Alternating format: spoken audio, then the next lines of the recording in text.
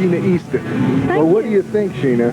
I'm having a great time, but it's really overwhelming to know how much money that's being sent in. You know, people are actually doing it. They're listening to the cause and they're getting on those phones. So it's excited. Yeah. 6,000 phones. I can't believe that. They're all full. You can't get in, but keep calling.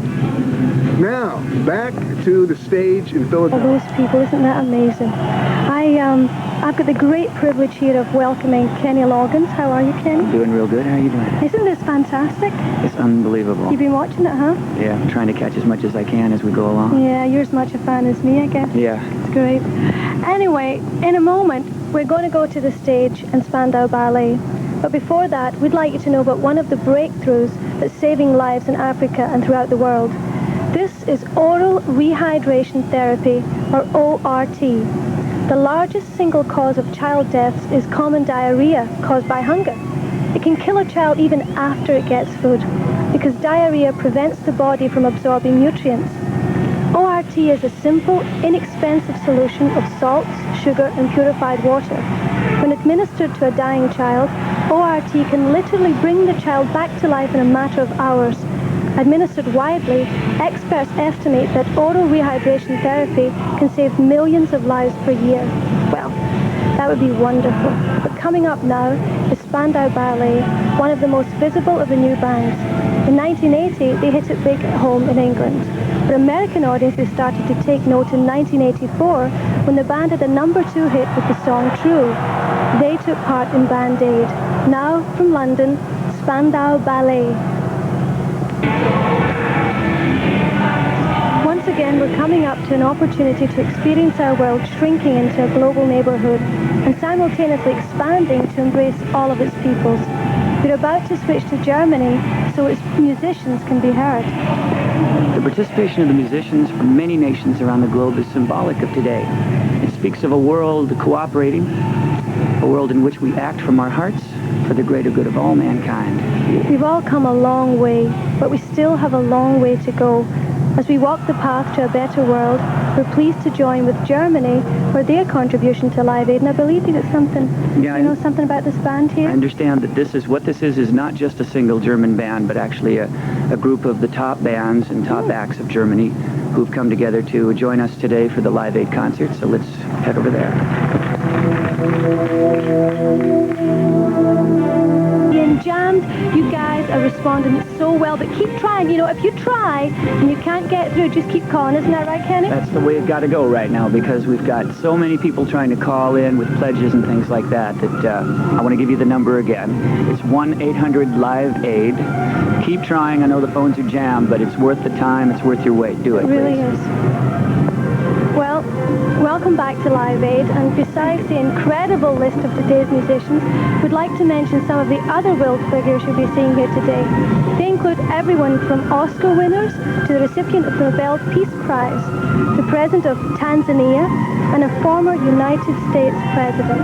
All right, the participation of people like Bishop Tutu, Sir Edmund Hillary, Jimmy Carter, Richard Attenborough, Cesar Chavez, and Coretta Scott King speaks volumes. Wow, those are a lot of names.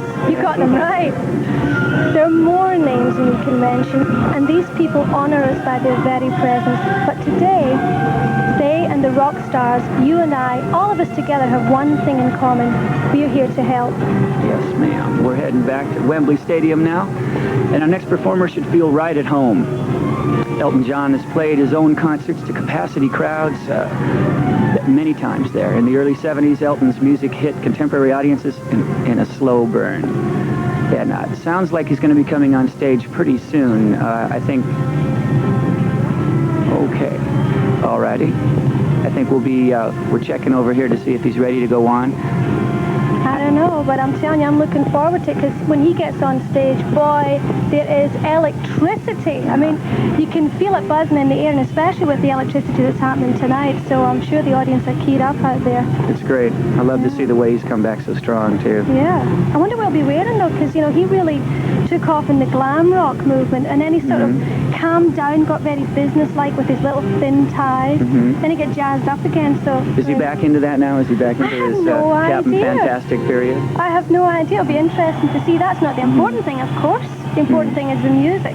That's what we're looking forward to. Yeah. But there's a lot of people there tapping their feet, biting their fingernails, getting ready. I'm one of them. Yeah, I wish we could show you. Yeah. We can see it. Yeah. Well, let's take a look at him. Come on. What do you think it's like backstage in London? Do you think what it's like here? You know, lots of people sort of hanging out, having a good time. I have a feeling it's not as hot backstage there as it is here. No, because it's getting to be cool down here. It's nighttime now. All of Us, which is the Norwegian Band-Aid record. Welcome back to Wembley Stadium.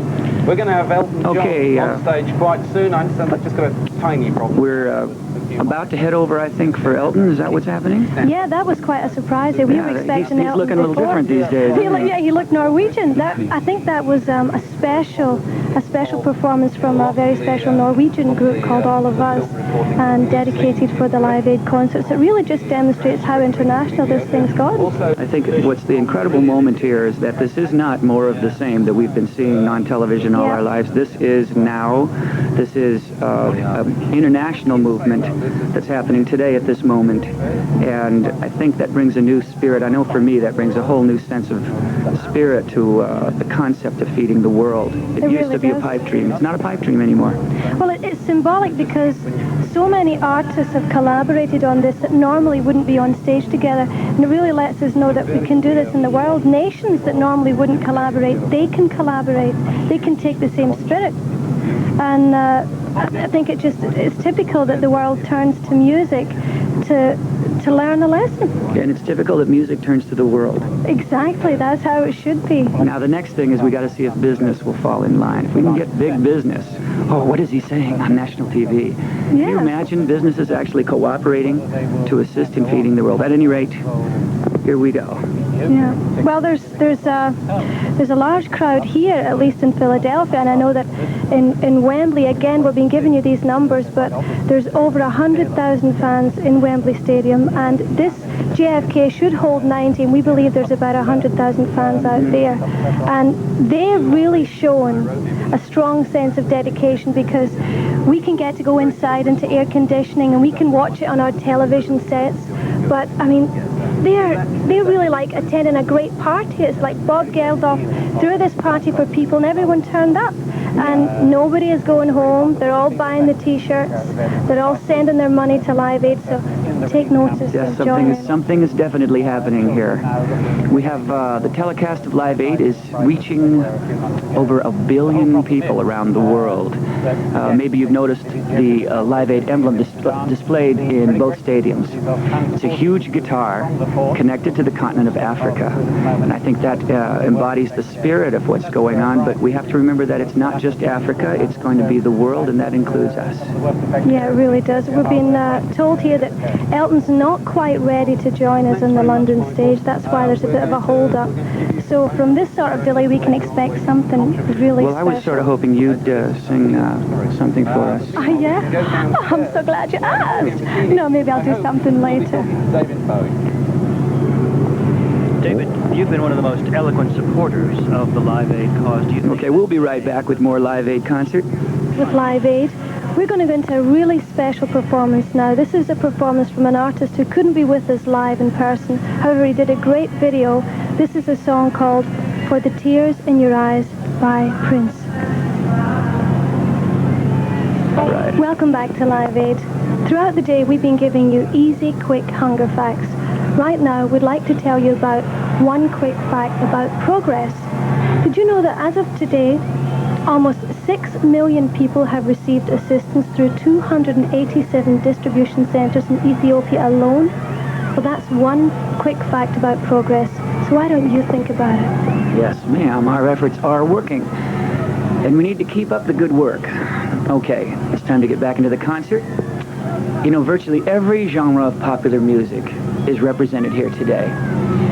Yet there's a common influence in all of them, the Motown sound. The Motown bunch include people like Smokey Robinson and the Miracles, Diana Ross and the Supremes, and the late Marvin Gaye. And our next act was and is a big part of the Motown sound. The Four Tops were all over the place with hits like I Can't Help Myself, Reach Out, and Bernadette. They've brought their bright harmonies and familiar dance steps to the Live Aid stage in Philadelphia, the Four Tops. the lyrics of their songs. Furthermore, they not only sing of civil rights and human equality, Crosby, Stills, and Nash have taken action toward that end. They've played numerous benefit concerts and have made personal contributions of time, money, and work in their communities.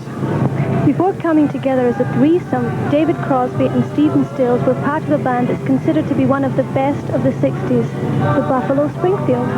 When they joined with Graham Nash to form CSN, they put out hits like Teach Your Children and Sweet Judy Blue Eyes. Some consider the folk harmonies of CSN unmatched, and indeed they interweave their voices in sweet sync to produce a sound that's unquestionably Crosby, Stills and Nash.